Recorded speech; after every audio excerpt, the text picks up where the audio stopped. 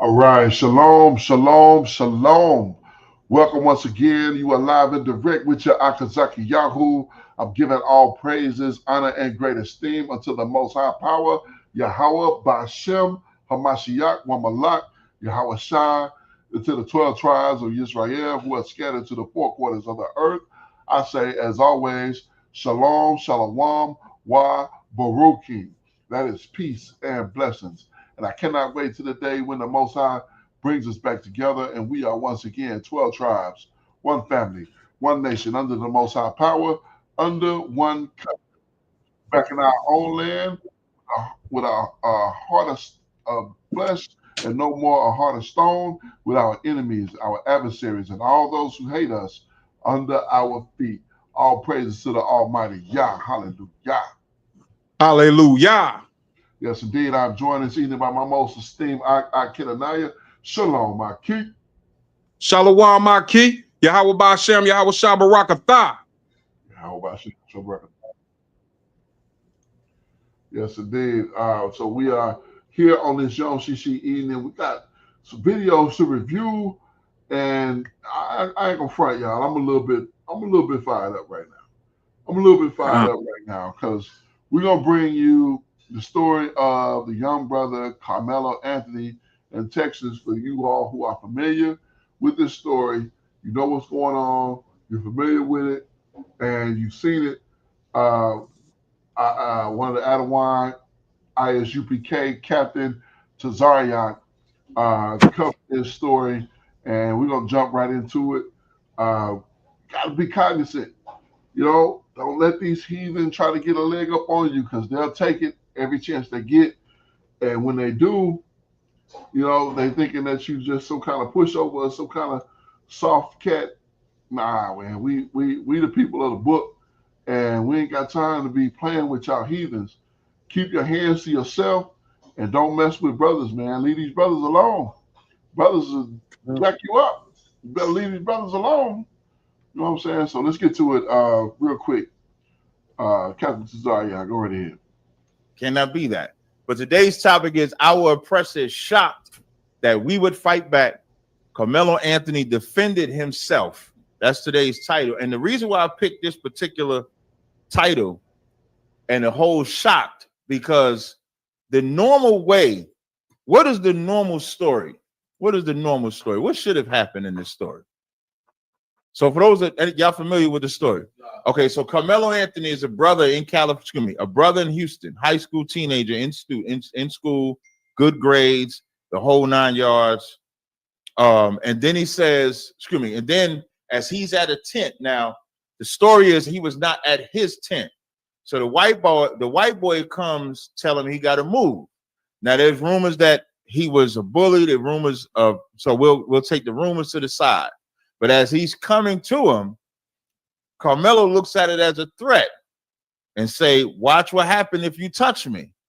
So the white boy touches him, he stabs him. The white boy dies. So now I'm gonna ask y'all, what would have been the normal way for this to happen? Sis? No, that's not the normal. Well, that's not completion of the norm. What is the normal way? Because that's not the normal way. Y'all just are. You got a normal way? You don't know the normal way. Anybody? When you say the normal way, what you mean by that? What is the normal way when black people interact with white people in this fashion? What is the normal way? Oh, the normal thing will be put my damn phone on here, man. Well, go ahead. The normal thing would be for them to submit to the will of the oppressor. Right. The normal way would have been for Karmelo to get up out his chair, go about his business. Right. Karmelo was sick of that. Right. So we're gonna get into that, and I'm gonna show you why white people were shocked and why we're shocked at when we see black people stand up to this oppressor, why it's so shocking to us and white people. We'll get into that. But for now, I'll take any questions that you have. Of course, if you got any questions, you want to type your questions in the chat. What zones do we have today? All right. So that's what Adawan Captain Cesaria ISUPK was bringing out, the situation that happened with Karmelo Anthony in Houston, Texas. He was confronted by a heathen And the heathen thought that the heathen could just bully him around like he was some kind of put up with your foolishness type of cat. And brother wasn't having it. And what happened? He got cut. He got cut and he died. And now he's dead, and everybody's surprised because the normal, because the normal protocol for the so-called Negro in America is to let this heathen just do whatever he want to do. And that's what they used to. And when a brother decide, you damn heathen, you step on my foot, I'm gonna break your neck. Now it's a problem because you ain't been doing that. That ain't been in your culture to do that. So what are you doing? Well, what I'm doing is I'm tired. First of all, I'm tired of you getting on my nerve. I'm tired of you bothering me. I'm tired of you giving me problems. And I done heard that we the people of the Most High, and I'm gonna kick you in your balls. You mess with me. You know what I'm saying? So the brother stood up to him, and he took out his blade and gave him a swack. Now here's the crazy thing. Here's the crazy thing. You tell me about this. Let it be two brothers. Let it be two so-called Negroes having a conflict. And what's gonna happen? You know what I'm saying? You take two brothers most of the time, not all the time, not 100% of the time, but most of the time, you take two brothers in a conflict, two young black men, and somebody gonna get cut, somebody gonna get shot, somebody's house gonna get shot up. There's gonna be a whole bunch of drama over this situation. You know what I'm saying? But when it comes to this heathen, for some odd reason, that's not the case. That's not been the normal protocol. But now that's changing, and things are beginning to shift, and they wondering what's going on. Why are things different? Things are different because Negroes is tired of y'all giving us problems. You know what I'm saying? Real quick, what defines a heathen? Because I don't. It might be some heathens listening and they don't know they heathen. Yeah. A heathen is a non-Israelite, a non-so-called Negro who is not a part of the 12 tribes of the nation of Israel.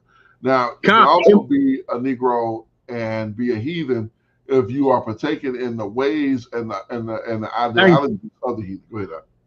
That's what I was looking for. That's the answer that I'm looking for. So not today, not tomorrow. Heathens across the country and across the world are going to be keeping a heathen tradition that has nothing to do with the scripture, and they feel justified. But if in 2 days, if you find yourself going to that first day institution, you're a heathen. You're a heathen. 100%. Talking to you, heathen. 100%. 100%. Now here's the difference. Here's the difference. Because if you are a so-called Negro and you are participating in these heathen practices, our obligation is to have a little bit of mercy on you, is to have a little bit of grace with you, because you are still our people. You are a child of our father, Yaakov. So we got to deal with you a little bit different. Now, if you are natural born heathen, meaning you are not of the 12 tribes of the nation of Israel, you know, it is what it is.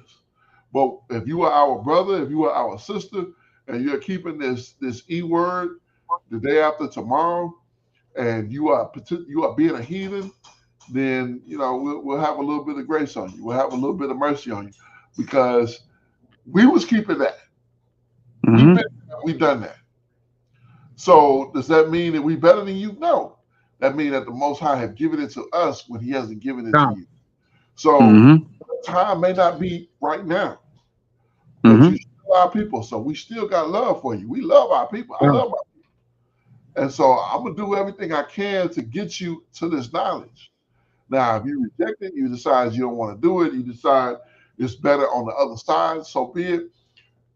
Hey, the scripture said, whoever shall be found with them shall be thrust through.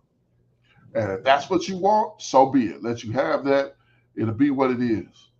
But if you want the truth, if you want to deal with thus says the Most High, the power of Israel, that we have scattered to the four quarters of the earth, taken away from our homeland, and all these bad things happen to this people.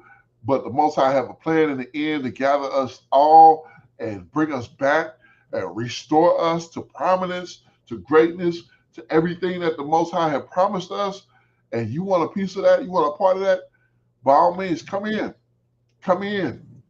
The bed is made up for you. The sofa is made up for you. You can sit down, you can get comfortable, and you can enjoy the fruits of the labor of the children of Israel and the promise of the Most High, the power of Israel, as well as Hamashiach, the Messiah of Israel. You can get all of that. It all belongs to us, to you, to me, to all of us who are participating in the way of the truth. And that's why it's the truth and it's not the lie. Because that's right. There's one truth. And the truth is the world was made for your sake and my sake, our sake. And that's what the Most High have set up for us.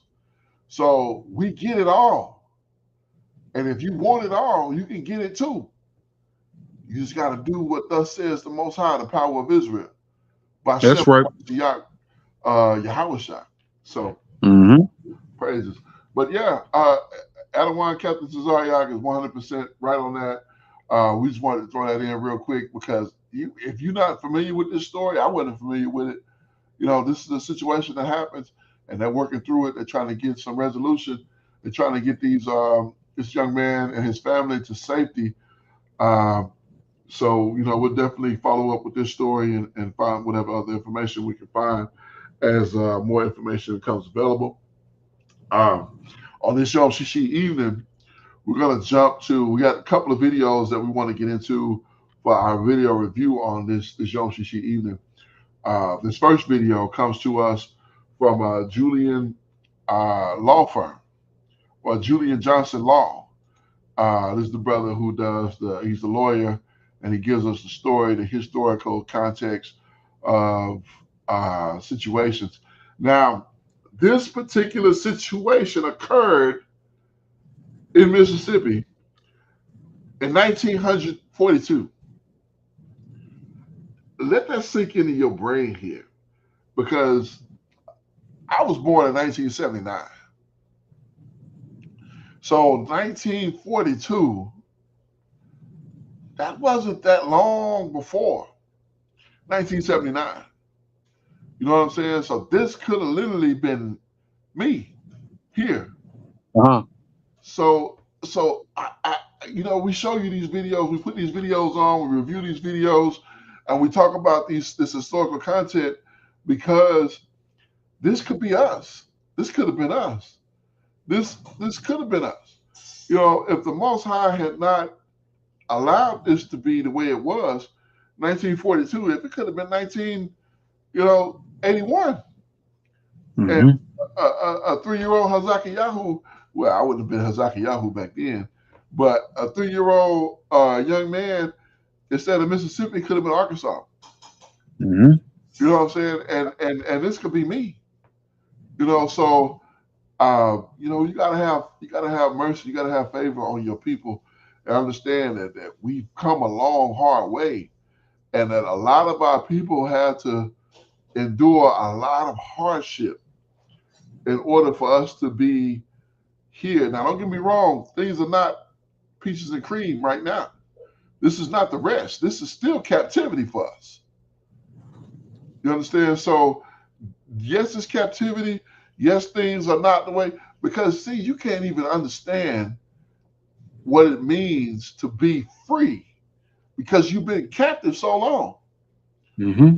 See, to be free doesn't mean that you have another nation ruling over you.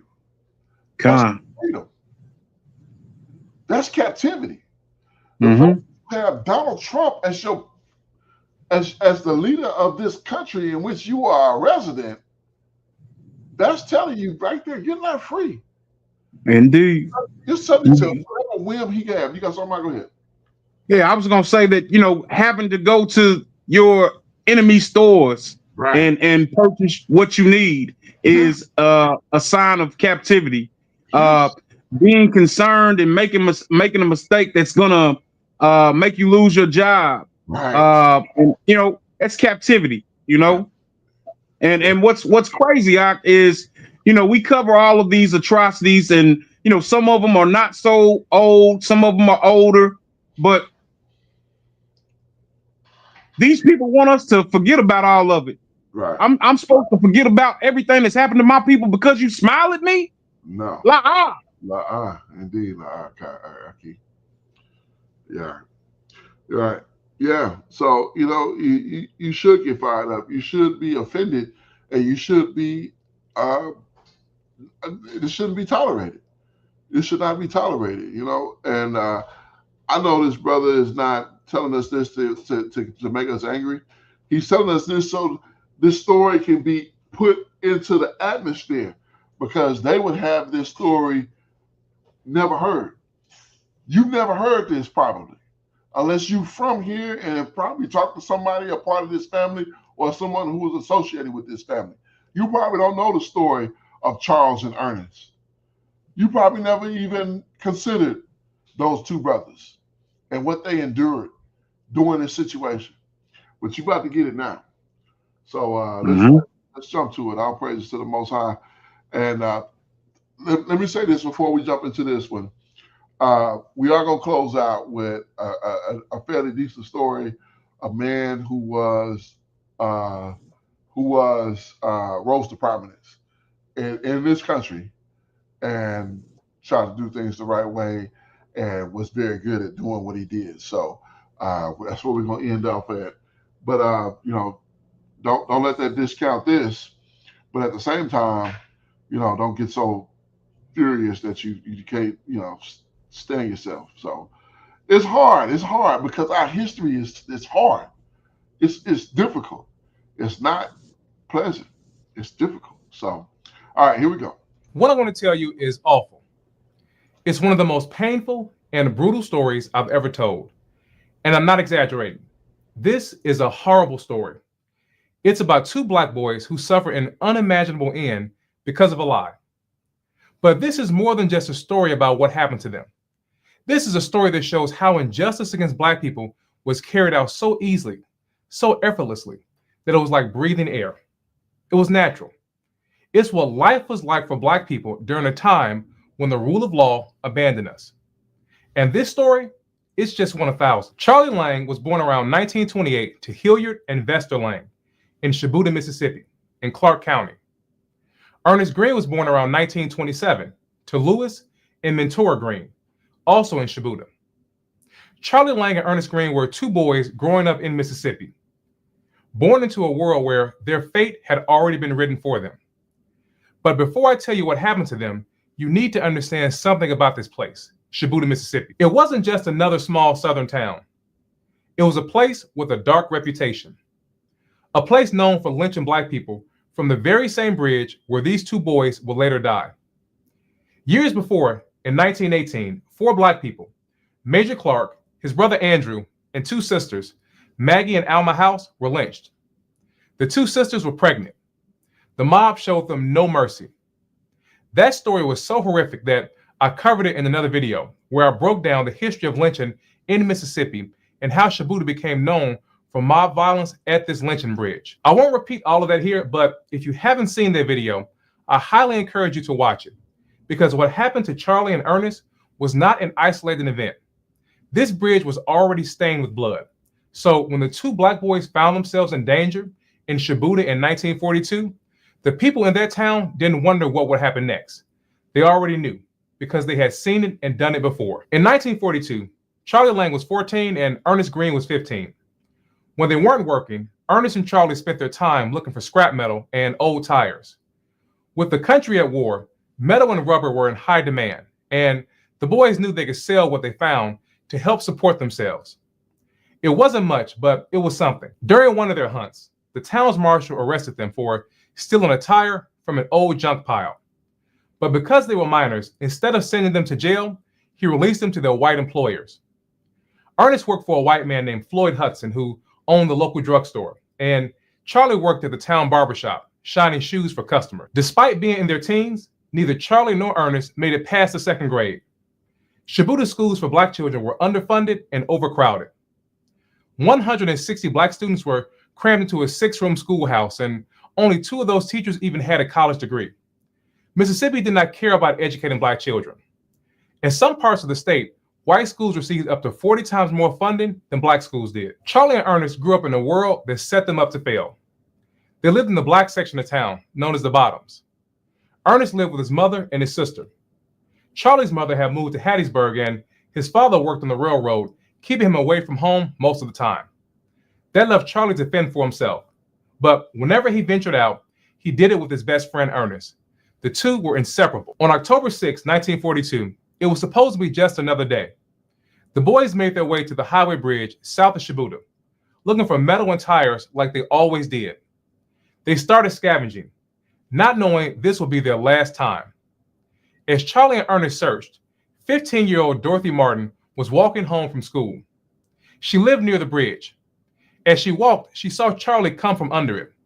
It's possible that he may have startled her. But Dorothy knew Charlie. He had done odd jobs for her father. She kept walking. The boys kept scavenging. It was an uneventful moment, and Charlie and Ernest didn't think any more about it. When they finished scavenging, they went on with their day. Charlie made his way back into town, where he met up with a man named Ed Manning. He was a Black pulpwood hauler. Charlie sometimes helped him with work for extra money. Meanwhile, Ernest went home and had dinner with his family, and later went to see a movie with a friend. The boys hadn't given Dorothy Martin another thought since they saw her earlier that day. But for some reason, Dorothy was still thinking about them. The Martin family had only been in Shibuya for a few months. Dorothy's father, Dan Martin, moved his family there after getting a job at Jim Oden's sawmill. Unlike the town's wealthy and established white families, the Martins were a part of a growing group of working-class white migrants who arrived there looking for jobs in lumber and in the textile mills. But Dan Martin and his brothers weren't respectable men. They had a reputation for being rough, and townspeople whispered about their drinking and violent temper. Dorothy arrived home around 4 p.m., and instead of doing her homework and getting ready for dinner, she decided to lie on Ernest and Charlie. She told a story that was known to end badly for Black men and Black boys. She told her mother that a boy chased her across the bridge. Her mother did not hesitate. She rushed across the road to Jim Oden's convenience store and told him what Dorothy said. Oden wasn't just a store owner. He also ran the sawmill where Dorothy's father worked, and he was a man known for his drinking and temper. After hearing Dorothy's story, he did not stop to ask a question. He did not try to verify what happened. He left immediately to find the town marshal, Ed McLendon. Oden found McLendon in the mayor's office. When he told him that a Black boy had chased a white girl, McLendon didn't ask for details. He didn't investigate. He didn't even consider the possibility that Dorothy might have lied. He simply got up and went to find him, taking another man with him, Paul Stewart, who was his driver. Together, they went straight to look for Charlie Lang. Meanwhile, Dorothy's father, Dan Martin, had arrived home and was met by Jim Oden. He told Dan what happened. Dan, who was normally drunk, quickly sobered up and went into a rage. Oden and Dan hurried to meet McLendon, who was now waiting at the lumber yard. He suspected that Charlie was with Ed Manning, since Charlie sometimes helped him for extra work. But when Manning's truck did not show up, they went looking for him. They found Ed Manning's truck broken down on the side of the road. Sitting in the back was Charlie Lang. The men didn't explain why they were there. They didn't ask questions. They seized Charlie immediately. He had no idea what was happening or why. No one told him what he was being accused of. No one gave him a chance to defend himself. They threw him in the back of their car and drove him straight to Odom's store. When they arrived, they called for Dorothy. They wanted her to identify Charlie as the boy who had chased her. Dorothy arrived and looked at Charlie, and then she spoke. She said he was the one who tried to violate her and then chased her across the bridge. That one sentence sealed his fate. A few words from a 15-year-old white girl was enough to put Charlie Lang's life in immediate danger. With that statement, Dorothy set in motion a chain of events that will lead to pain, trauma, brutality, and injustice. It would change the course of two families forever. After Dorothy identified Charlie, Marshall McLendon took him back to the bridge, where he claimed that Charlie confessed. According to McLendon, Charlie admitted that he not only tried to attack Dorothy, but that he followed her from town, waited under the bridge, and then he jumped out at her. McLendon also claimed that Charlie said that Dorothy was scared, but that he told Dorothy that there was no need to run because he was going to do something really bad to her. But that wasn't all. McLendon claimed that Charlie said something else, that he wasn't the only one they wanted, that it was Ernest. Even though Dorothy had never mentioned Ernest, McLendon took Charlie's supposed statement as fact, and they went to get Ernest. Everything McLendon claimed was a lie. None of it was true. Charlie never followed Dorothy. He never hid under the bridge. He never threatened her. But that did not matter. The lie had already done its job. This wasn't about the truth. It was about justifying what was to come, justifying the terror, the brutality, the injustice. And for Charlie, we can only imagine how terrified he must have been. He was just a child, not a grown man. He wasn't thinking about hurting anyone.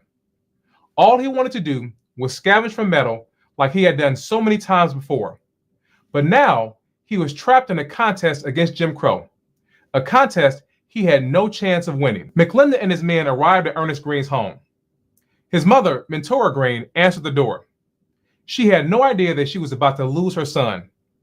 McLendon told her that they wanted to talk to Ernest, that they would have him back shortly. They lied. And that was the last time that Mentora Green ever saw her son. Some people will hear this and think about what they would have done, that they would have never let them take their child, that they would have gone down fighting. Some might even feel anger toward Mentora Green, wondering why she didn't resist. But that is not fair to her or the reality of the time. This was 1942 in Jim Crow, Mississippi, a world where Black people had no rights, no legal protection, and no one to turn to for help. If Mentora had fought back, those men would have overpowered her without hesitation, and they still would have taken Ernest. No one would have stopped them. No one would have come to the rescue. No one would have been punished. This was the reality of being Black in America at that time. When the law didn't protect you, it hunted you. When white people could do whatever they wanted to you with no consequences. To be Black was to live in a world where simply existing in the wrong place at the wrong time could mean danger. We have to be careful not to judge history through the lens of today. It's easy to say what we think we would have done. But the truth is, none of us can fathom what it was like to be Black in Jim Crow, Mississippi. Mentora was faced with an impossible situation.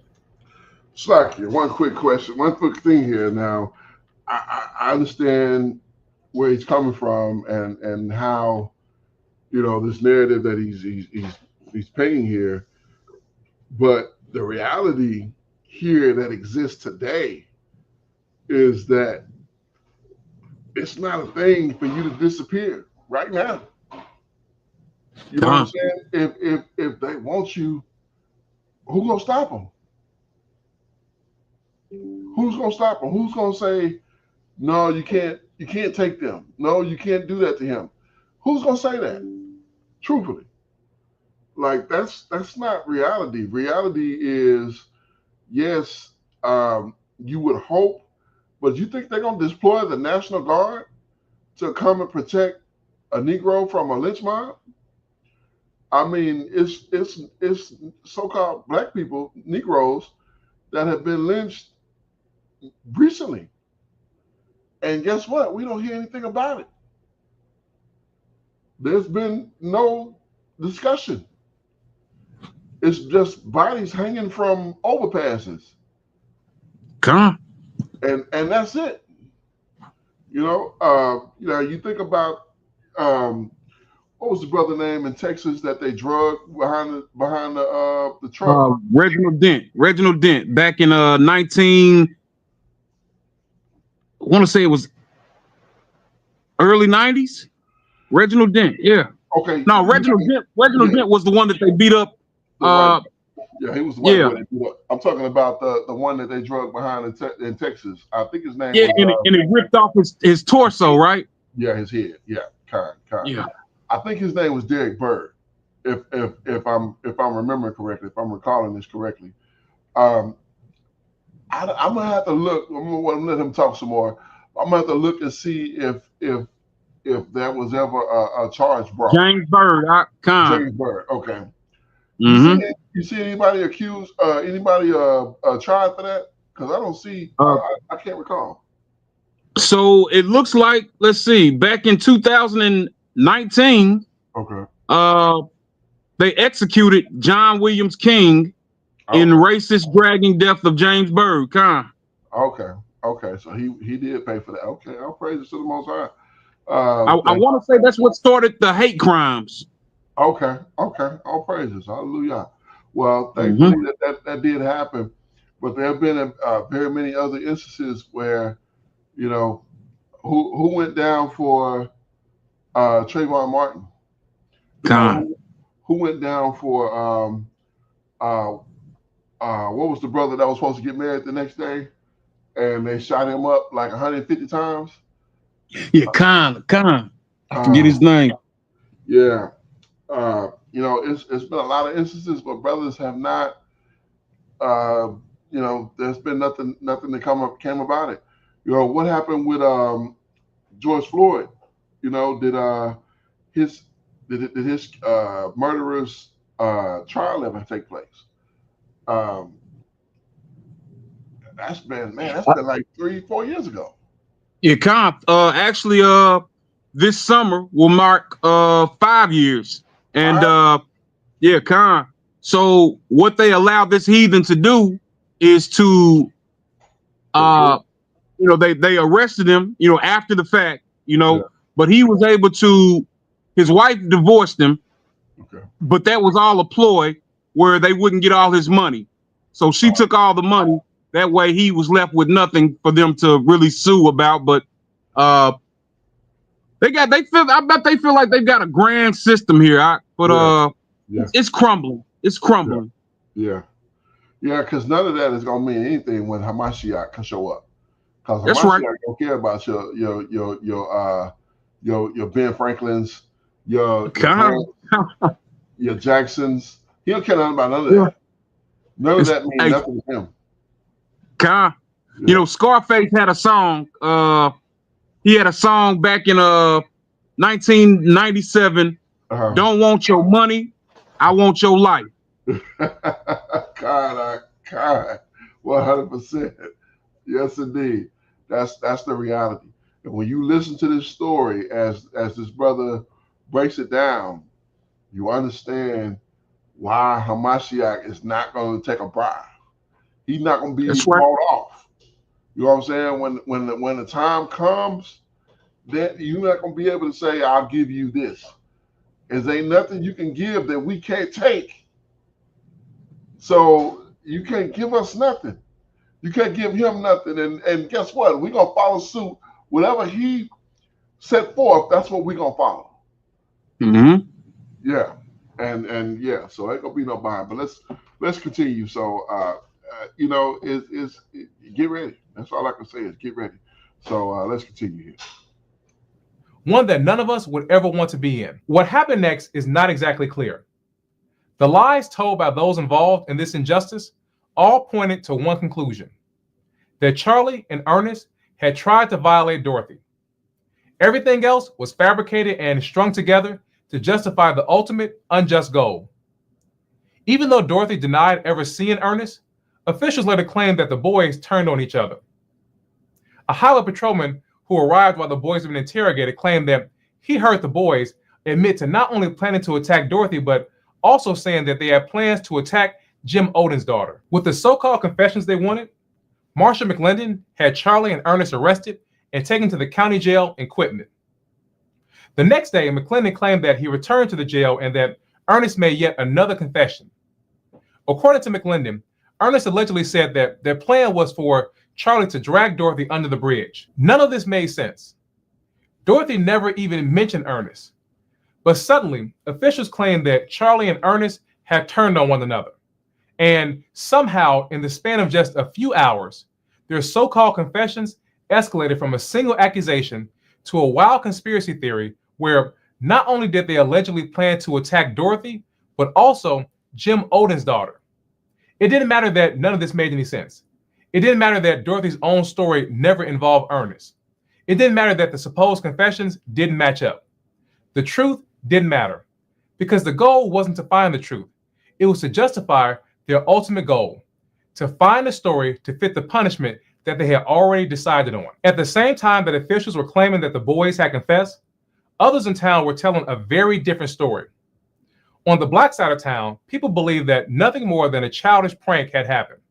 Some said that Dorothy had been startled by a frog that the boys caught, and that was all that there was to it.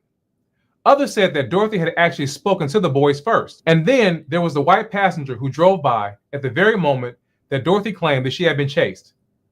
He later said that he saw Dorothy talking to one of the boys and that the interaction seemed odd to him. He wasn't from Shibuya, and in his mind, a white girl talking to a black boy was unusual because he wasn't used to seeing people be there friendly with black people. Then there were the rumors. Whispers that Dorothy had made the entire story up and told her father, but that her father gave her a whipping because he couldn't risk being embarrassed and the family being humiliated. After Charlie and Ernest were arrested and thrown in jail, their families weren't allowed to see them. Officials told them that if they wanted to see their sons, they would have to pay to get them out. Their bonds were set at $1,000 each, a sum their families could never afford. And so Charlie and Ernest sat in the jail cell alone. No parents, no loved ones, no attorney, no one coming to see them. Let's step back for a moment. Think about everything we just learned and what we went through. The contradictions, the changing stories, the fact that Dorothy never even mentioned Ernest, the way the accusations escalated out of nowhere, from a single claim to a wild story about multiple planned attacks. It didn't matter that none of it made sense. It didn't matter that the so-called confessions didn't match up. It didn't matter that there were more questions than answers, because truth wasn't what mattered. Race is what mattered.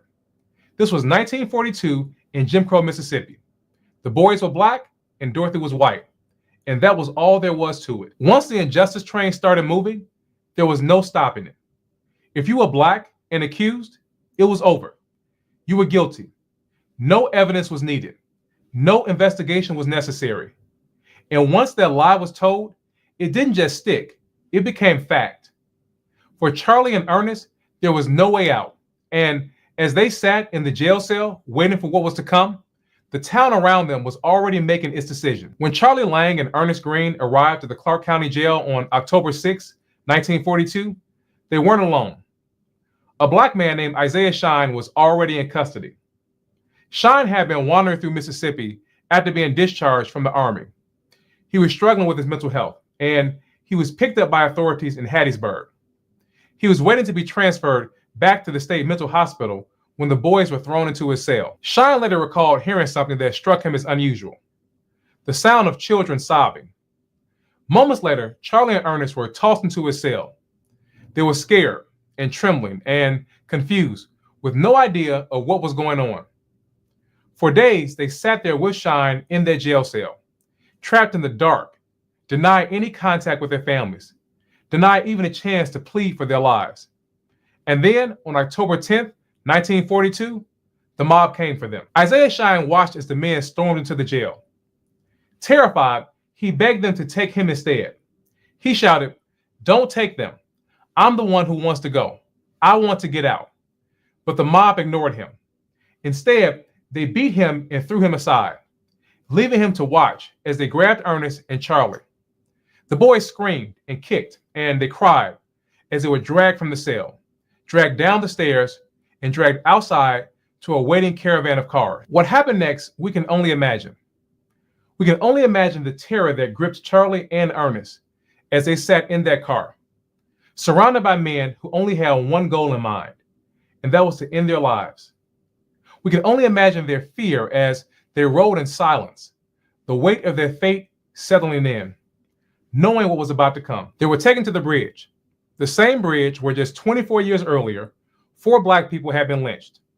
The same bridge where the blood of the past had already stained the waters below. Nooses were placed around their necks, and then they were thrown over the edge. One hung from one side of the bridge, the other from the opposite side. 2 children, 2 little boys, lost their lives in a tragic and horrific way. Jim Crow made no distinction for them. Their age did not matter. The men who did this, grown men, did not care. They did not hesitate. They did not think twice about what they were doing. They had already decided that these 2 boys were guilty. And so, for the crime of chasing a white girl, Ernest Green and Charlie Lang were lynched. Can you imagine what those boys felt in that moment? Stepping out of that car, looking up at the bridge, seeing the ropes. They had to have known what was about to happen, and there was nothing they could do to stop it. No one was coming to save them. This is hard to hear, and it's hard to talk about, but it has to be talked about because this happened. It happened to these real Black boys, and it happened to thousands of others. I don't want you to just hear this and move on. I want you to really sit with this moment. Think about what this means. Think about what it meant for Black people back then to live with this kind of fear, to know that something like this could happen at any moment. Think about how we have carried this trauma and this pain down through the generations. And then think about what it means for us today. What happens next in this story only adds to this injustice. The morning after the lynching, news of the brutal act reached FBI Director J. Edgar Hoover. The extreme youth of the victims shocked officials. Hoover immediately sent agents to Shibuya and ordered an investigation and a report to be put on his desk within 2 weeks. But it wasn't just the FBI. Mississippi Governor Paul Johnson, he did something unusual. He didn't just express regret as governors had done before. He ordered an investigation and called for the mob members to be brought to justice. This was a sharp contrast to what happened 24 years earlier. Back in 1918, when the Clark brothers and the House sisters were lynched from that very same bridge, Mississippi's governor at the time, Theodore Bilbo, he had a much different response.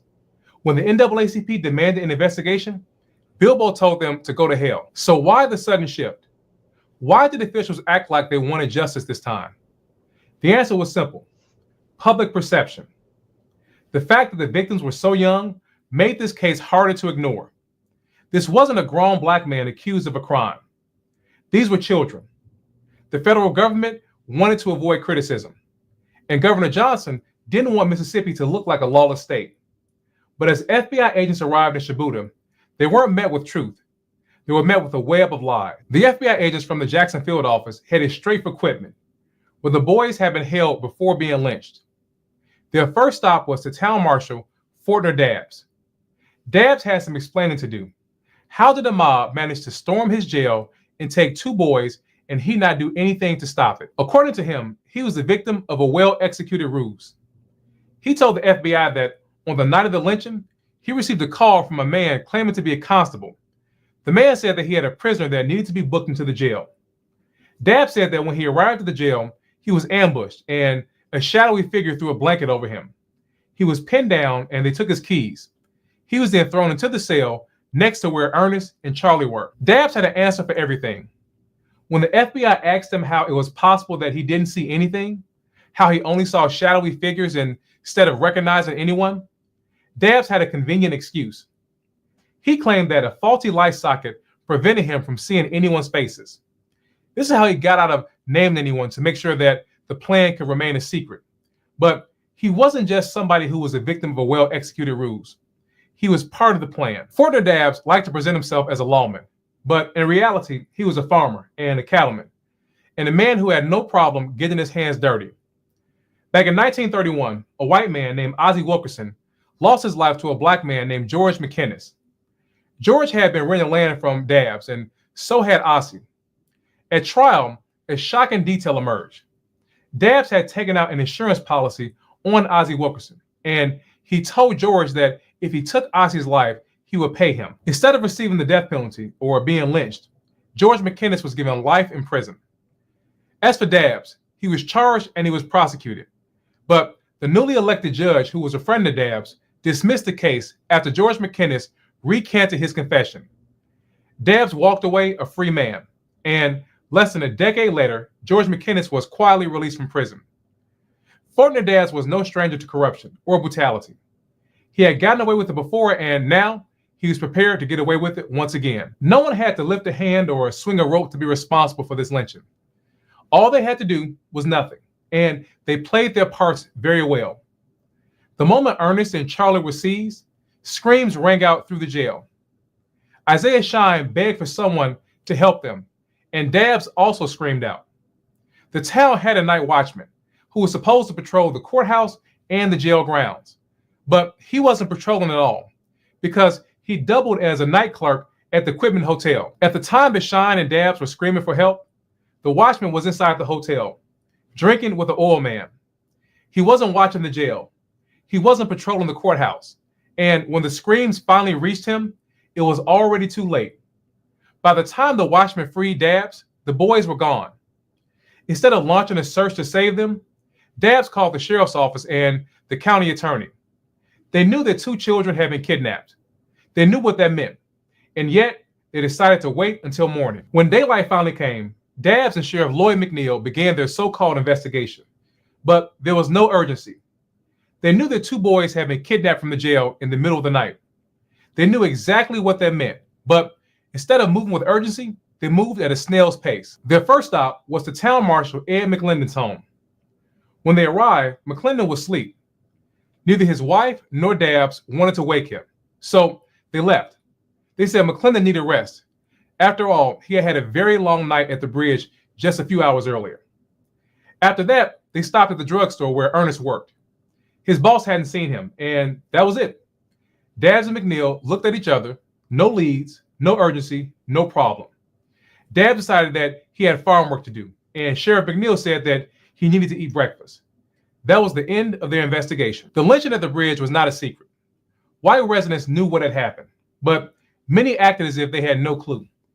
To keep up the lie that no one knew anything, they waited for a black laborer to cross the bridge to be the first one to discover the boys' bodies. Once the news spread, Town Marshal Ed McClendon could stop pretending. He rode out to the bridge. When he arrived, the bodies of Ernest and Charlie were still swinging and hanging from the bridge. A large crowd had already gathered, with men and women and children. They had come to see the latest victims of Jim Crow's justice at the lynching bridge. There was no urgency, no shock, no outrage, just curiosity.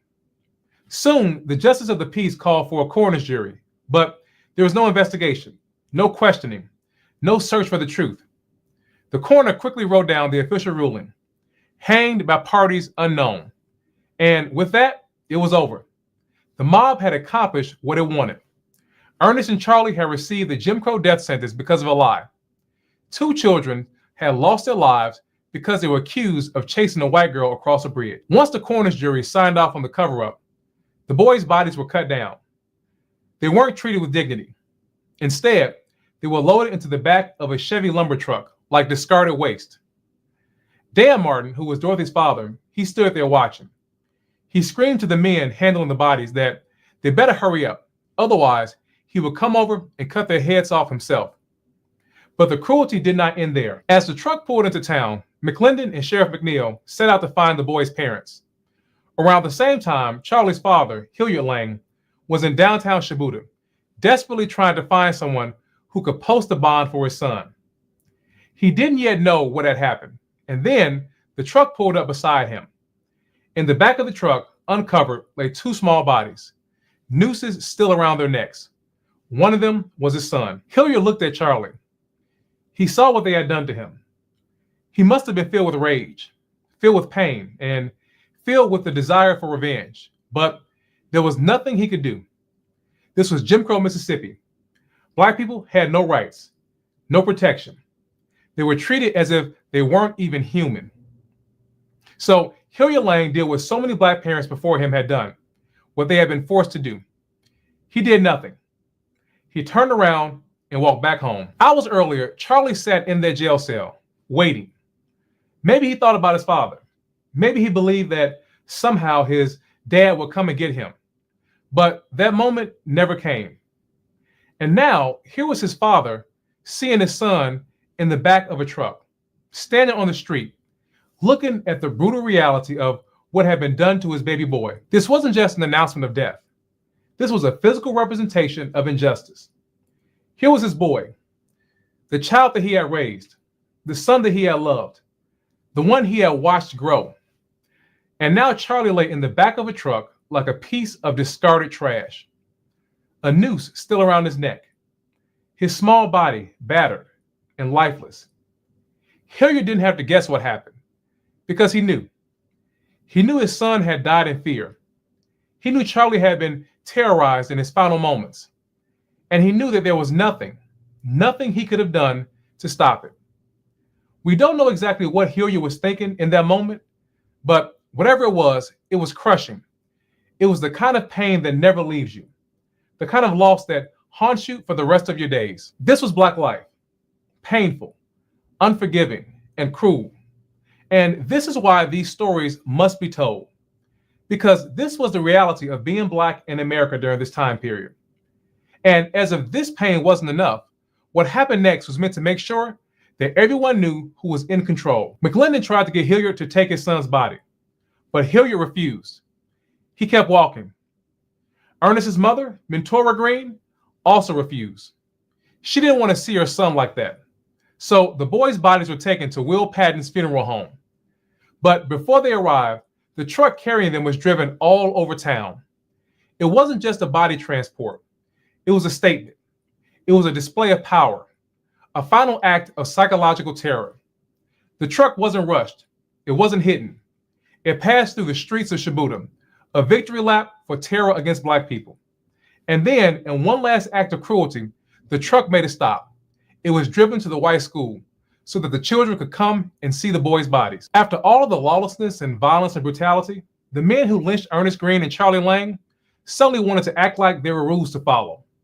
They had stormed the jail without hesitation, dragged 2 children from their cells, beat them and terrorized them, and hanged them from a bridge. And now they wanted to return the bodies to their families, as if this was just a part of the process. Claim the bodies, they told them, because that's what had to be done. Bury your sons, they said, because they deserve a proper burial. Where was all this process, order, and decency when they stormed the jail? When they drove the boys to the bridge? When they strung them up and left them hanging there? This was the ridiculousness of Jim Crow. They lynched these boys for no reason, then tried to wash their hands of it, as if they had not done anything wrong, as if this was some kind of peace offering, as if that somehow this made it right. But the Green and Lang families lost everything, not just their sons, but their dignity, and their peace, and their sense of security. The mob just didn't steal their children. They stole everything from them. The boys were taken to Patton's funeral home. But Will Patton wasn't just a funeral director. 24 years earlier, he was one of the mob leaders in the Clark brother and House sisters lynching. And now, here he was again, playing his role. Patton had a crew of Black men dig 2 graves outside the white cemetery fence. Just like he had done before, the boys were put in 2 cheap pine boxes, with their hands still tied behind their backs. They were put in the ground. They arrived at the funeral home at 9 a.m., and by 12 noon, they were in the ground. No dignity, no ceremony. The injustice had been completed. Everyone in town had a story for the FBI, and they all told the same lie. Town Marshal Ed McLendon claimed that he was on duty the night of the lynching, and at around 10 p.m., he said he left with his driver to take a random ride to Waynesboro for no reason at all. Then he said he went home and listened to the radio all night until he went to bed around 4 a.m. His driver told the same story. Late-night bus passengers provided convenient alibis for mob members, claiming that they were with them at the time of the lynching. Others in town simply pretended to know nothing at all. The investigation was going nowhere. Everyone was covering for one another. And as they lied to the FBI, white residents also worked behind the scenes to discredit and to demean Ernest and Charlie. They called Ernest and Charlie delinquents. They spread rumors that the boys were sorry Negroes and troublemakers and thieves and liars. Dan Martin and Jim Odom even claimed that the boys had tried to violate a 9-year-old Black girl in their neighborhood.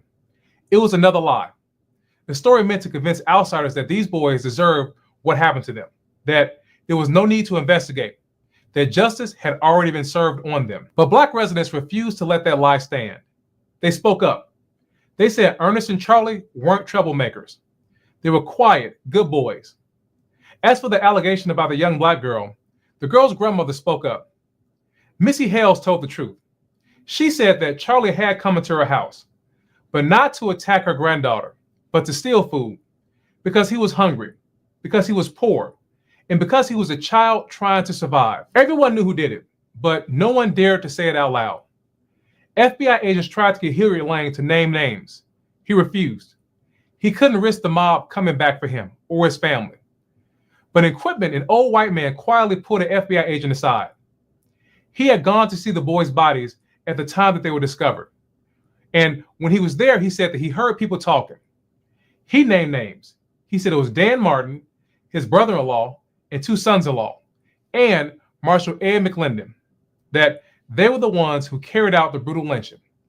But when the FBI agent went back to talk to the man, his wife said that he was missing, that he suddenly just disappeared, and she hadn't seen him. Governor Paul B. Johnson publicly criticized Sheriff McNeil for failing to stop the lynching, but no one cared. 5 days after the Shibuya lynching, Mississippi saw another one. This time, it happened in Jones County. A Black man named Howard Wash was seized from the jail and hung from a bridge. He had been convicted of taking the life of his white boss, but the facts told another story. It was self-defense, and because of that, the jury refused to sentence him to death. By law, the judge couldn't give him the death penalty, but a mob didn't have that problem. They came for Howard, and they carried out the sentence they wanted: death by hanging. 3 lynchings in a single week. Mississippi was looking like a lawless place in the news and press all over the country. The FBI knew who was responsible, but knowing wasn't enough. Everyone in town was sticking to their story. No one would talk. No one would break. They needed proof, and while they did have some inconsistencies, that wasn't enough. Marshall Dabbs claimed that someone called him that night. That was a lie. The telephone company confirmed with the FBI that no one called him. But again, this wasn't enough to secure a conviction in Mississippi. Their investigation had turned up no real leads that will lead them to bring a prosecution for the lynching of these 2 boys. There was one man who saw everything: Isaiah Shine. He was in the jail that night that the boys were taken. He had begged the mob to take him instead. His story was spreading all through town, and this was bad for the men responsible for the lynching, so they quickly handled it. Shine was immediately sent to the state mental hospital. But the resistance to justice in this case wasn't just about protecting a few men. It was about protecting an entire system. The lynching of Charlie Lang and Ernest Green wasn't random. It happened in October of 1942, the same time the U.S. Congress was debating an anti-poll tax bill. At the time, a major political battle was unfolding in Washington over poll taxes. This was a fee imposed by southern states to keep Black people and poor whites from voting. Civil rights activists had been fighting to get rid of it for years. And by 1942, Congress had finally passed a bill to abolish it. But Southern politicians, led by Mississippi Senator Theodore Bilbo, fought hard to block it. Bilbo was known for his extreme views on race, and he threatened to filibuster the bill by vowing to talk for hours to stop its passage in the Senate. But this wasn't just about elections. It was about fear. White leaders were worried that if Black people gained political power, they could challenge the entire racial and social order in the South. Many white Mississippians weren't just resisting the government's push to eliminate the poll tax. They were resisting any change that could disrupt their dominance. And Black newspapers called it out for what it was. Some said this lynching wasn't just about the accusation against Green and Lang. It was a warning to Black people who were pushing for their rights. The same people who were fighting to keep Black citizens from voting were the same ones making sure no one was punished for this crime. In Mississippi, the fight against the poll tax and the fight to cover up this lynching were not separate battles. They were one and the same: a desperate attempt to hold on to power at any cost. The lynching of Ernest Green and Charlie Lang in 1942 sent shockwaves through Black communities nationwide. The gruesome photo of their bodies, taken by a white tire dealer and circulated in Black newspapers, ignited outrage. In New Orleans, the NAACP used the image on recruitment flyers, urging Black citizens to organize and fight back against racial violence. Black leaders and activists responded swiftly. In Harlem, Adam Clayton Powell Jr. and other civil rights figures called for mass protests, demanding accountability. Across the country, Black newspapers condemned the slayings, calling them yet another tragic example of brutality against Black people. One of the most powerful voices of the Harlem Renaissance era was poet Langston Hughes. By the 1940s, he had written more than 30 poems about lynching. And when he learned about Charlie and Ernest, he wrote another one, a powerful poem called The Bitter River. The Bitter River was his response to what had happened in Mississippi. But he wasn't just mourning these two boys. He was indicting the entire system that made their deaths possible. The Bitter River in the poem is more than just water. It's a symbol of everything that Black people have been forced to endure, from slavery to segregation. It's a river that has poisoned dreams and stolen futures and drowned justice. Before I continue, I want to read you just a little bit of the poem. Listen to these words. I did not ask for this river, nor the taste of its bitter brew. I was given its water as a gift from you. Yours has been the power to force my back to the wall and to make me drink from the bitter cup mixed with blood and gall. That line, I did not ask for this river, it speaks to the reality of Black life in America. Black people never asked for slavery, never asked for convict leasing, lynchings, Jim Crow, or segregation. We never asked for systemic equality, never asked to be hung from trees and burned alive in front of thousands of cheering people. We never asked to be kept on plantations and made to work in slave-like conditions, even after emancipation. We never asked to be terrorized in our own homes and dragged from our beds and have our lives taken in the middle of the night. We never asked to have our towns burned to the ground because we built success on our own. We never asked to be locked into neighborhoods with no jobs and no opportunities and no resources. We never asked to have our children placed in underfunded schools while being told to pull ourselves up by our own bootstraps. We never asked to fight in America's wars, only to come home and be treated as less than human. We never asked to be forced into prisons and chain gangs, working without pay like slavery. Everything that we have suffered was something that was done to us. These systems of oppression did not exist before they were placed on Black people. And through his poetry, Hughes was trying to show the world what Black people were experiencing in America. But there's something else you need to see. There's a photo of what happened that day. I can't show it here for obvious reasons, but you really should see it, because when people hear the word lynching, they might picture grown men, but that's not what this was. This picture shows two little boys, two children, with nooses still around their necks, thrown in the back of a truck, tossed around like they were trash, like their lives meant nothing. Seeing it makes the truth undeniable. I've included the image on my blog. What happened to Charlie Lang and Ernest Green happened thousands of times. I've said before, the injustices that Black people have endured could fill every book in 1,000 libraries. And to be honest, there'll still be more books to write and more libraries to build. That's how much we've suffered. And that's why these stories matter and why it's important that they're told. This is not just a sad true crime story. This is real life. This is what it meant to be Black. Black equaled injustice. Injustice from the moment you were born until the moment you took your last breath. I want to know your thoughts on this story. Had you ever heard of these two boys, and how did it make you feel learning all that they went through? Leave me a comment down below and let me know your thoughts. It's 1884. Welcome to Indian Territory, the most dangerous, lawless frontier in America. A place where justice is a myth, and 1 in every 4 people you meet is a fugitive.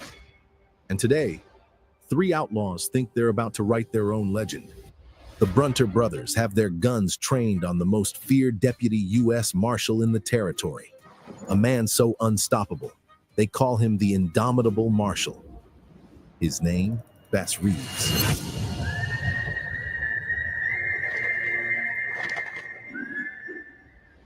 In July 1838, in Crawford County, Arkansas, a child was born into bondage. He was the property of state legislator William Steele Reeves. They named him Bass, after his grandfather Bass Washington, and he wouldn't know freedom for the first 25 years of his life.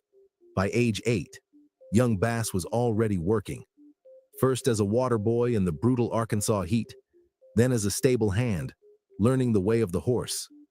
Finally, as a blacksmith's apprentice, building the strength that would one day make outlaws tremble. But fate had different plans for Bass Reeves. When Bass turned 16, he was chosen to be the personal servant of George Reeves, his master's son, a man who would later become a Confederate colonel and Speaker of the Texas House. It was a privileged position, if you could call being someone else's property a privilege, but it taught Bass two crucial skills that would change his life forever: how to ride like the wind and how to shoot with deadly accuracy. George Reeves started entering Bass in shooting competitions, but pocketed the prize money for himself. Bass became so lethal with a gun that they eventually banned him from turkey shoots, just to give others a chance at winning. But then the Civil War erupted. George Reeves joined the Confederate Army as a colonel, taking Bass with him as a personal servant. But for Bass, it was a front row seat to the most horrifying conflict in American history. Until one night in 1862, everything changed. During a game of cards, an argument erupted between Bass and Colonel Reeves. Nobody knows exactly what was said, but we know how it ended, with the colonel unconscious on the floor and Bass running for his life. The courage this took was unimaginable. A black man in Confederate territory hurting a white officer. It was practically sealing your own fate. But Bass didn't just survive. He thrived. He escaped to Indian Territory, where the 5 civilized tribes, the Cherokee, Creek, Choctaw, Chickasaw, and Seminole, took him in. This wasn't just any safe haven. These were proud nations with their own governments, their own laws, their own ways of life. Over the next few years, Bass became one of them, learned their languages, mastered their tracking techniques, and absorbed their survival skills. Skills that would one day make him a legend. Then came January 1st, 1863, the day that changed everything for millions of enslaved people. President Abraham Lincoln signed the Emancipation Proclamation. For the first time in American history, the federal government had officially outlawed the practice of owning people in the rebel states. By the time this revolutionary decree reached the territories, Bass wasn't just a free man on paper. He had transformed himself into something more: a skilled horseman, a deadly marksman, a master tracker who could speak 5 Native American languages. But freedom didn't mean equality. Not in 1863. Not when the law still saw Black Americans as second-class citizens. Not when the White Knights was terrorizing the South. Not when a black man couldn't even testify against a white person in court. Yet somehow, against all odds, this former enslaved man was about to become the most feared lawman in American history. Before we continue, if you like the content you see on this channel and want to see more, go ahead and leave a like and subscribe. It helps spread our message and bring awareness to the injustices that have been swept under the rug.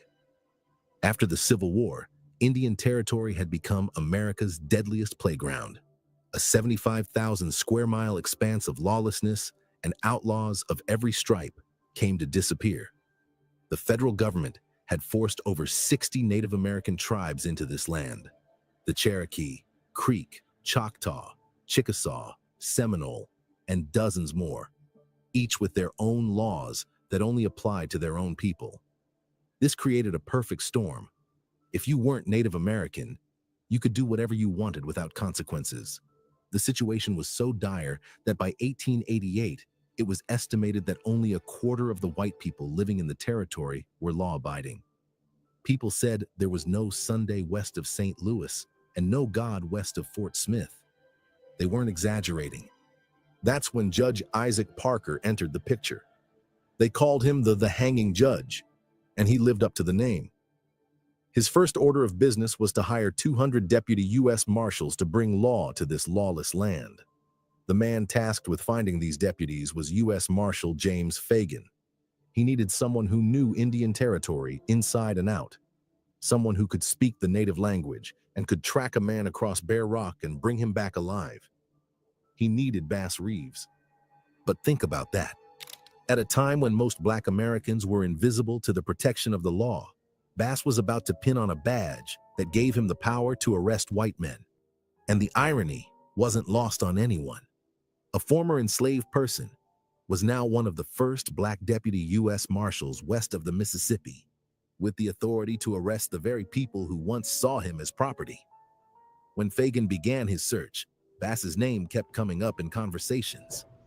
But Fagan didn't care about the color of his skin. All right. We're going to pause right here on the conversation of Brother Bass Reeves.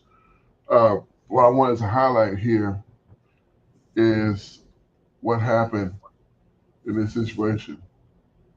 What happened in this circumstance with these two young boys. How their life was cut short, extinguished. It was gone. And it was stolen. Gone. It was robbery. It was theft. It was a situation that should not have had come to fruition, because these two young men should have been cared for. They should have been protected. They should have been heard, and they should have been properly dealt with. Instead, it was the opposite situation. And they did horrible and unthinkable things to these young men, taking away their lives, hanging them off a bridge, and even lying to the mother of Ernest, telling them that he'll be back shortly. There was no intention of him ever coming back. There was no concern about the welfare of his families, of the father, the mother, of the brothers, the sisters, of anybody in his family, and what kind of position that doing this to these young men would have. What effect would that have, to think that your son, your flesh and blood is gone, and that there's nothing you can do that's going to resolve this issue? You have to live with that for generations to come. You go from having 4 children or 8 children to -1. What happened? I don't know. I don't know what happened. All I know is that they told me I could pick up his body, and he was gone. So, horrible situation, and unthinkable reality that our people had to live through. You know, I talked about the family, the mother, the father, the brothers, the sister, and, you know, even the extended family, the aunties, the uncles, the cousins. All of these people were dramatically affected by this situation. It happened in 1942. 1942. And it's you know, I just honestly, I couldn't imagine. I just couldn't imagine. Gone. Imagine that, man. It's horrible. Horrible and horrendous. I'm gonna rest there. Go ahead, Aki. Con, 1942,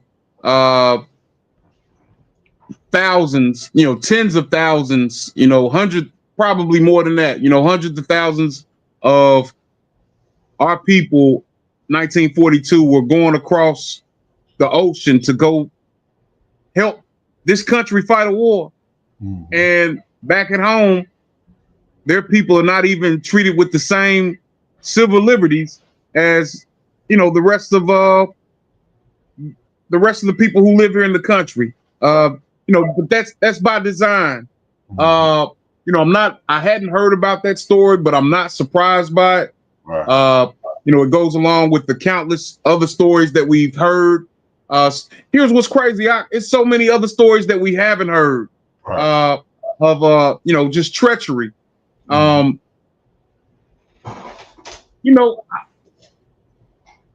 I can't imagine, being somewhere and watching a child be not only killed or murdered, but tortured. Mm-hmm. 1942 wasn't that long ago. I would say, 1942, my grandmother would have been 19 years old. My grandfather would have been 20. I say that to say that, I mean, now my grandmother and grandfather have gone on. They passed on, you know, one of them in 1999, the other one in 2005. But I say that to say that the descendants of these people are still around, walking around, and you felt comfortable putting your hands on the Most High's peculiar people. Let's see how that turns out for you. You feel like that wasn't you. That didn't have anything to do with you. That was your great grandfather. Somebody has to atone for that. Right. Indeed. I'll rest there. Indeed, I can't. Did you see that? Did you see that picture I sent you out? Yeah, let me pull it up real quick. Yeah, that's the funeral home, Patton Funeral Home, down there in Mississippi. Yeah, let me put it on. You know, probably still there. It stayed in the family up until I believe a Pettis bought it. I forget what year that was, but yeah, that's it there. Con. Right. Yeah. I mean, absolutely horrendous. I mean, the thought of it, it just turns your stomach.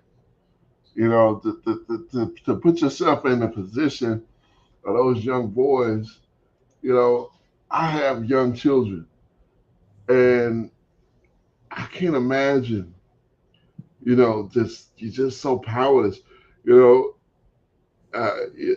when we were going over that, you know, the Torah came into my mind where the scripture says, Deuteronomy 28, there shall be no might in your hand. That means there's nothing you can do. There's going to be nothing you can do to protect those that you care about, to avenge, to fix, to do any of these situations that we think we can do today. And again, bring it to modern times, 2025. If let 1,000 heathen decide they're gonna attack, what on earth we gonna do? What you gonna do? Truthfully, let a lynch mob assemble. What in literally? What are you gonna do? Who you gonna? What number you gonna dial? 911. You know what I'm saying? You gonna pick up the phone and dial 911, and they gonna say on the other end, "Yeah, we coming for you." I mean, truthfully, what can you do? Reality, you know, and you better be calling Yahweh Bashem Hamashiach Yahweh Shai. That'll be your only hope, truthfully. Because truthfully, I mean, that's the reality that this is what captivity is. You know, you got to deal with these things. Now, there was a time when we had our own land where some stuff gets started. Then you holler at, you know what I'm saying? You holler at at one of the captains, and the captains holler at the king, and it gets up to the king, and the king can say, "Assemble the troops."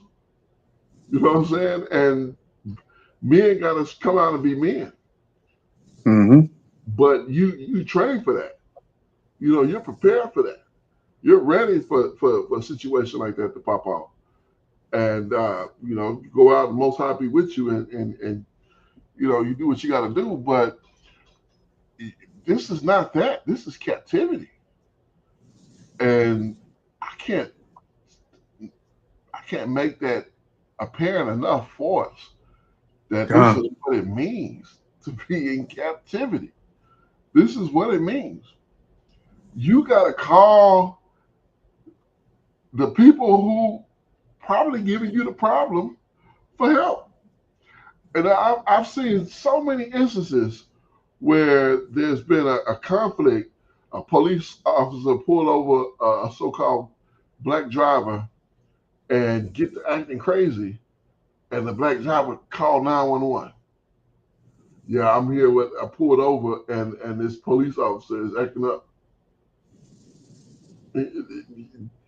What do you think they do in that situation? They don't say, "Oh, they put him on the phone. Let me talk to him." No, right. That ain't gonna happen. They're going to say, whatever he's telling you to do, you better do it. That's what they're going to say. So, all right. My apologies, because we did go over into Brother Bass here, and we're going to get back to him. I think I dozed off a little bit. I apologize.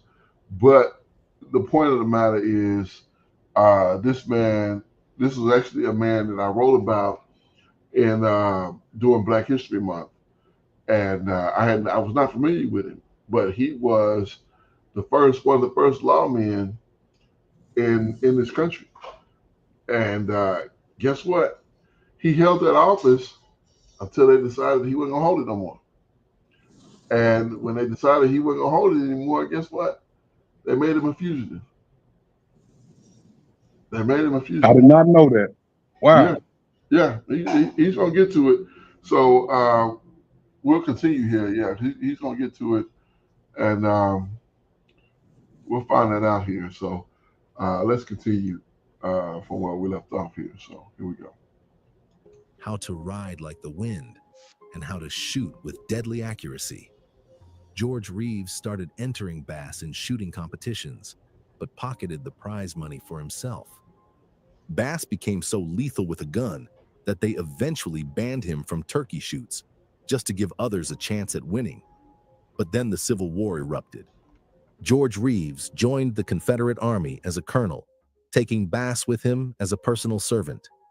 But for Bass, it was a front row seat to the most horrifying conflict in American history. Until one night in 1862, everything changed. During a game of cards, an argument erupted between Bass and Colonel Reeves. Nobody knows exactly what was said, but we know how it ended, with the colonel unconscious on the floor and Bass running for his life. The courage this took was unimaginable. A black man in Confederate territory hurting a white officer. It was practically sealing your own fate. But Bass didn't just survive. He thrived. He escaped to Indian Territory, where the 5 civilized tribes, the Cherokee, Creek, Choctaw, Chickasaw, and Seminole, took him in. This wasn't just any safe haven. These were proud nations with their own governments, their own laws, their own ways of life. Over the next few years, Bass became one of them, learned their languages, mastered their tracking techniques, and absorbed their survival skills. Skills that would one day make him a legend. Then came January 1st, 1863, the day that changed everything for millions of enslaved people. President Abraham Lincoln signed the Emancipation Proclamation. For the first time in American history, the federal government had officially outlawed the practice of owning people in the rebel states. By the time this revolutionary decree reached the territories, Bass wasn't just a free man on paper. He had transformed himself into something more: a skilled horseman, a deadly marksman, a master tracker who could speak 5 Native American languages. But freedom didn't mean equality. Not in 1863. Not when the law still saw Black Americans as second-class citizens. Not when the white knights was terrorizing the South. Not when a black man couldn't even testify against a white person in court. Yet somehow, against all odds, this former enslaved man was about to become the most feared lawman in American history. Before we continue, if you like the content you see on this channel and want to see more, go ahead and leave a like and subscribe. It helps spread our message and bring awareness to the injustices that have been swept under the rug. After the Civil War, Indian Territory had become America's deadliest playground, a 75,000 square mile expanse of lawlessness, and outlaws of every stripe came to disappear. The federal government had forced over 60 Native American tribes into this land: the Cherokee, Creek, Choctaw, Chickasaw, Seminole, and dozens more, each with their own laws that only applied to their own people. This created a perfect storm.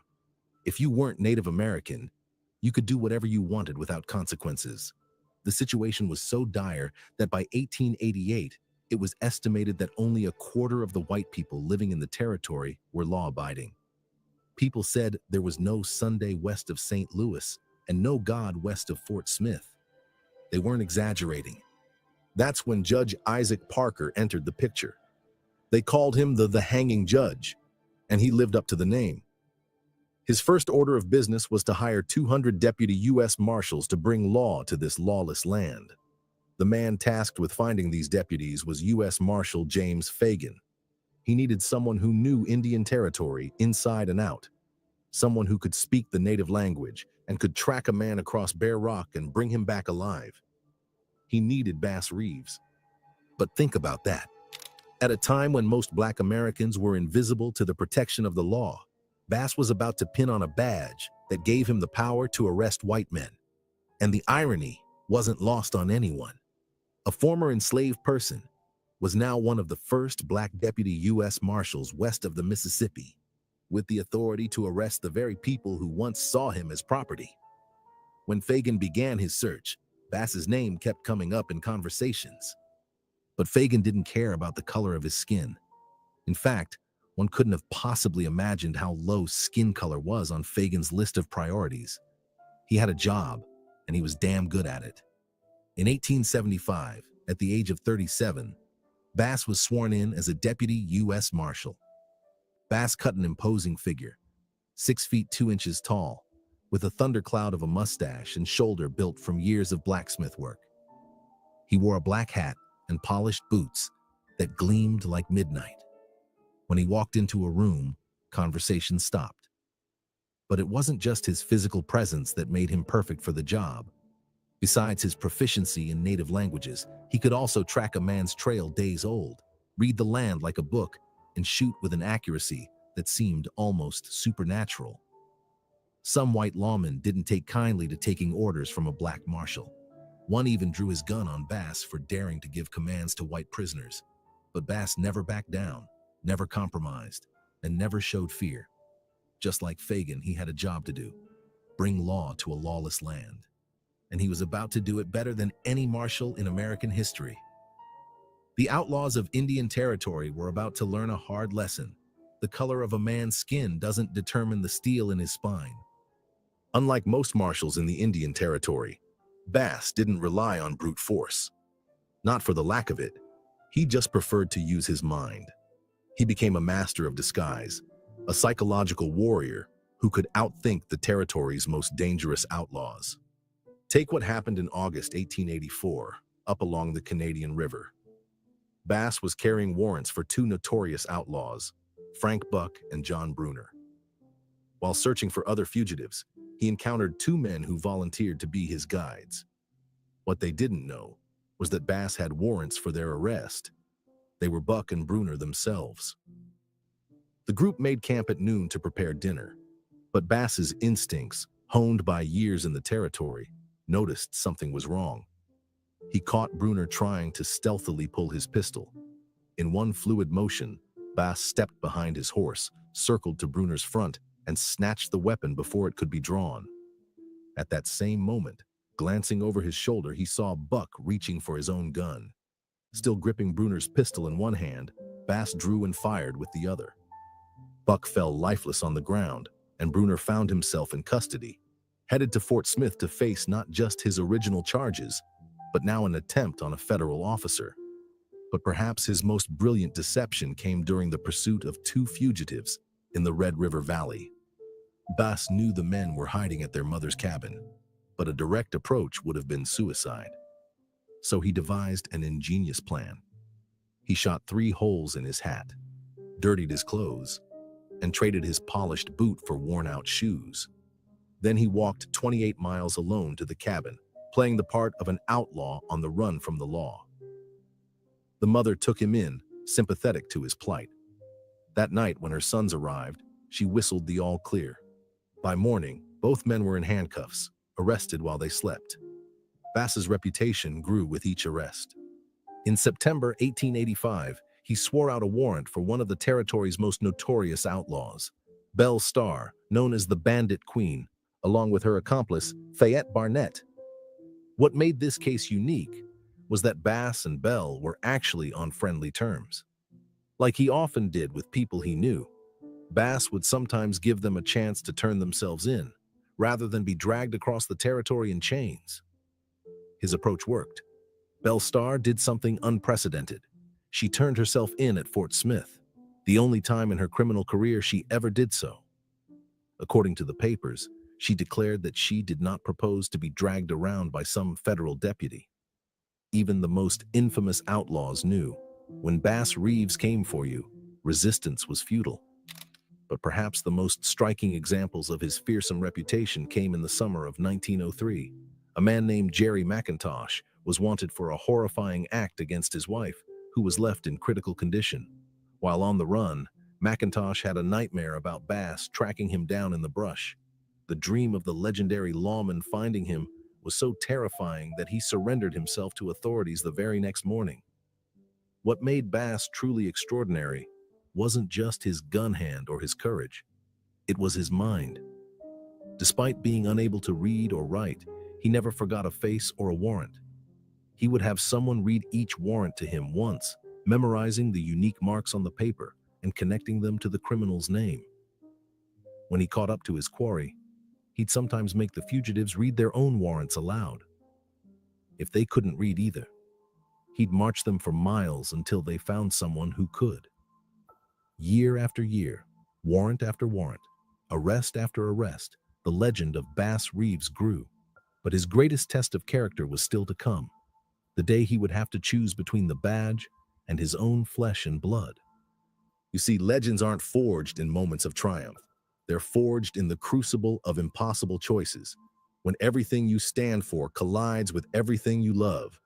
And in 1902, Bass faced the hardest test of his career. A warrant landed on his desk. The victim, a woman named Castella Brown, and the suspect was his own son, Benjamin "Benny" Reeves. When Marshal Bennett suggested sending another deputy, Bass quietly spoke up. "Give me the writ." Those 3 words would echo through history, because in that moment, Bass showed what justice truly meant. Not a system that bends for family or friends, not a law that plays favorites, but an unwavering standard that applies to everyone, even his own flesh and blood. But this wasn't the only time Bass chose duty over personal ties. He even arrested the minister who had baptized him, the man who had welcomed him into the church, for selling illegal liquor. Yet Bass himself wasn't immune to the harsh hand of the law. In 1884, tragedy struck when his camp cook, William Leach, was terminated by Bass's rifle. Bass claimed it was an accident. The gun had misfired while he was trying to clear a jammed cartridge with his knife. The initial investigation ruled it an accident. But 2 years later, everything changed. A former Confederate officer took over the U.S. Attorney's office. Suddenly, Bass found himself stripped of his badge and charged. For 3 long months, the legendary lawman sat in the same jail where he had locked up countless outlaws. But even in the darkness of that cell, Bass's character shone through. He didn't run. He didn't hide. He stood his ground and faced the charges. The trial revealed the truth. Multiple witnesses confirmed Bass's story about the accidental discharge. The jury saw through the politically motivated charges and acquitted him. But justice came at a steep price. Legal fees drained Bass's savings. The home he had worked so hard to build for his family, a beautiful 8-room house with a fine barn, had to be sold. Yet even after losing almost everything, Bass Reeves pinned that badge back on and rode out again. Because that's what legends do. They don't serve justice when it's easy or convenient. They serve it because it's right. They don't uphold the law when it benefits them. They uphold it because, without it, we're nothing but savages. By 1907, America was changing. The Wild West wasn't so wild anymore. Oklahoma had become a state, and the lawless Indian territory that Bass had tamed for 3 decades was fading into history. At 68 years old, most men would have hung up their badge and called it a career. Not Bass Reeves. Instead, he traded in his deputy marshal's star for a position with the Muskogee Police Department. Even approaching 70, he was still hunting down criminals and bringing justice to the streets. But some battles can't be won with a steady hand and a quick draw. In 1909, after 34 years of relentless service to the law, Bass finally met an enemy he couldn't outshoot or outsmart: Bright's disease, a deadly kidney condition that forced him to retire. Bass passed away on January 12, 1910, but legends never truly die. Today, Bass's legacy towers over Fort Smith, Arkansas. Quite literally. A 25-foot bronze statue stands in Pendergraft Park, a monument to the man who redefined what justice looked like in the American frontier. The US 62 bridge spanning the Arkansas River between Muskogee and Fort Gibson now bears his name, the Bass Reeves Memorial Bridge. His blood still runs through American sports, though with a slight spelling change. His great-great-grandson Willard Reeves dominated the football field in the NFL and CFL. And if you've ever watched a hockey game and seen Ryan Reeves delivering bone-crushing hits on the ice, that's Bass's great-great-great-grandson. The true legacy of Bass Reeves wasn't the 3,000 arrests he made, or the 14 men he was forced to dispatch in self-defense. His real legacy was becoming not only a free man, but a man who had transformed himself into a legend. And that's why, over a century later, we're still telling his story. If you want to learn about more legendary Black figures on the frontier, check out our... All right, all praises to the Most High. Bass Reeves, man, definitely somebody to make you raise your head up a little bit, and not necessarily, not like the last story we covered. Somebody that you can feel good about, despite them trying to take him down and take away all that he had built for himself. He was still able to continue and still able to level up. So I didn't even get to the part where it talked about the future generations. Son playing football, great-great-great-grandson playing hockey, and wow, that's pretty miraculous. But yeah, I'm from Arkansas, and I never heard of Bass Reeves. This is not something that's talked about in Arkansas history that I'm familiar with.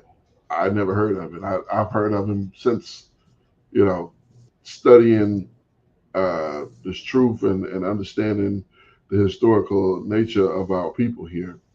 But yeah, interesting stuff. So I'll leave off there. Go ahead, Aki. Khan, I'm always amazed at how our people have been able to overcome, certain situations. And I shouldn't say it like that, because we know that, that overcoming, that power is coming from the Most High. Right.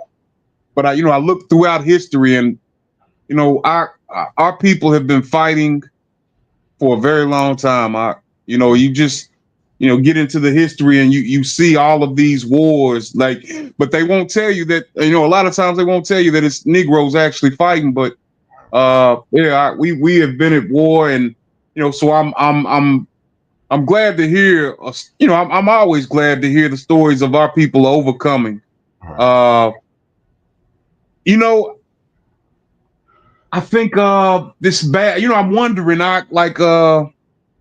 a lot of these arrests, he's arresting, the man who baptized them. I'm assuming that this was a Negro. He arrested two brothers at their mother's home, and the mother welcomed him in the home. I'm assuming that they were all Negro. So justice should be blind. If I have done something wrong, I should pay the penalty. However, that's not the way that it has gone in this country. So many different atrocities that have taken place, and a lot of times, no judgment or any justice has ever been rendered. Now, I'm not taking anything away from the brother, to be a lawman at that point in American history, you had to be a bad man. You had to be a bad man because you going after some bad men that lawless men. And this man wasn't afraid of the people who had once ruled over him. Now he's going to arrest many of them. So this is it's definitely a story that needs to be retold, and it is very surprising that we haven't heard more about this. And one doesn't really have to wonder why, because we see all of the other history. Right. They don't like us. They have a perpetual hate for us. So yeah, they're not going to glorify or that's their fear. That's their fear. A Negro who is not scared with a gun. Right. That's their fear. And know how to use it. Yeah, indeed, Aki. Yes, indeed. But I'll rest there. All praises to the Most High for strength, courage, and I lost the last one. I was going somewhere with, but definitely strength and courage. All praises. Yes, indeed. Hallelujah. Yeah, it's interesting to hear these things and to find out, this information that you never seen or heard before, and then realize, like, man, this is a real thing. So, thankfully, like I said, we were able to find some of this information, just digging into it, and apparently I wasn't the only one interested in what was going on, because the brother that made the video, he was covering it too. He found it out as well. So information is out there, and this is the age of information. So you don't have to be, ignorance is a choice at this point in time, because here we are sitting with devices, computers, whatever it is. So you can find out whatever you want to know. What you're gonna spend your time doing is the question that you're gonna have to answer. So, but yeah, consider these things, and let's remember these two young brothers, man, Ernest and the poor families that went through the Charles and Ernest, 1942 Mississippi. That above all things, Bass Reeves, phenomenal so-called black man, but Charles and Ernest, whose lives were stolen, don't forget them. Don't forget them, because them two brothers, it's difficult. It's hard. It's hard to put yourself in that position, but that could have been any of us. Any of us. So, all right, we'll go ahead and close it out. We do this for a specific purpose. Why do we do this? Romans chapter 10 and verse 1, brethren, my heart's desire and prayer to Ha'abba for Israel is that we might be saved. We pray, we hope, we wait, and want to see our people saved, our people set free, our people free from bondage, free from hurt, out of captivity, away from the prying eyes in the hands of those who can cause us harm. Mm-hmm. That's what we want to see. How are we going to do it? First of all, we're going to keep the belief and the faith in Hamashiach, the Messiah, as the Most High had promised that he will return to redeem us and to set us free and to take us back to prominence. Also, we must, Ecclesiastes chapter 12 and verse 13, let us hit the conclusion of the whole matter. Fear the Most High and keep his commandments, for this is the whole duty of man. It is so very important to understand that in the conclusion of the whole matter, we are to fear the Most High and keep his commandments, because this is the whole duty of man. At the end of the day, when it is all said and done, all the dust is settled, all the smoke is cleared, we will be judged on whether we have feared the Most High and kept his commandments. Why? Because this is the whole duty of man.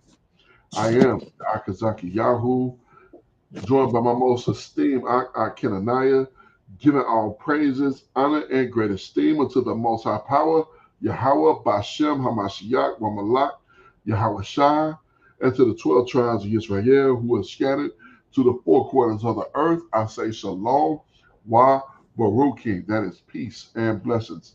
And I cannot wait to the day when the Most High brings us back together and we are once again 12 tribes, one family, one nation, under the Most High Power, under one covenant, back in our own land with a heart of flesh and no more a heart of stone, with our enemies, our adversaries, and all those who hate us under our feet. Until that day come, shalom, family. Shalom, Mr. Pekah. All praises to the Most High. Praise you, Abba Yah. Kwam Yasha'Allah.